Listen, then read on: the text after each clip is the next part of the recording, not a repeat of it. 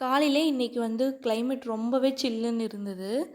பிரேக்ஃபாஸ்ட்டுக்கு இன்னைக்கு முருங்கக்காய் சாம்பாரும், இட்லியும் தான் ரெடி பண்ணியிருந்தேன். ஹஸ்பண்ட் சீக்கிரமா காலையிலே ஆஃபீஸ் போனதுனால லஞ்ச் செய்யவே முடியல.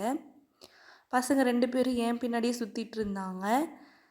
அவங்கள வச்சுட்டே இட்லி, சாம்பார் செஞ்சு ஃபஸ்ட்டு அவங்களுக்கு ஊட்டி விட்டுட்டேன். கூடவே நதுன ஸ்கூலுக்கு இன்னைக்கு ரெடி பண்ணி விட்டுட்டேன். இன்னைக்கு அவன் ஸ்கூல்ல பொங்கல் செலிப்ரேஷன்.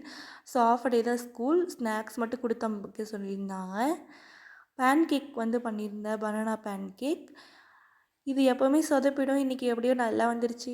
அப்பாடா அப்படின்னு சொல்லிட்டு ரெடி பண்ணி லன்ச் மட்டும் பேக் பண்ணி கொடுத்து அனுப்பிச்சி விட்டேன். அவனும் ஸ்கூல் வேன் வந்துருச்சு. வேனில் ஏறி கிளம்பிட்டான். அதுக்கப்புறம் இவன் கூட கொஞ்ச நேரம் விளையாடிட்டு இருந்துட்டு டயர்டாகி தூங்கியாச்சு சீக்கிரமாக எழுந்ததுனால. அதுக்கப்புறம் வீட்டை ஒரு அலங்கோலம் பண்ணி வச்சுருந்தாங்க 2 பேரும் சேர்ந்து.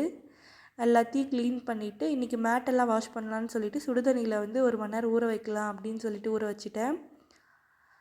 கொஞ்சம் எல்லாத்தையும் மேலோட்டமாக எல்லாத்தையும் க்ளீன் பண்ணிவிட்டு அதுக்கப்புறம் நானும் உட்காந்து சாப்பிட்டேன்.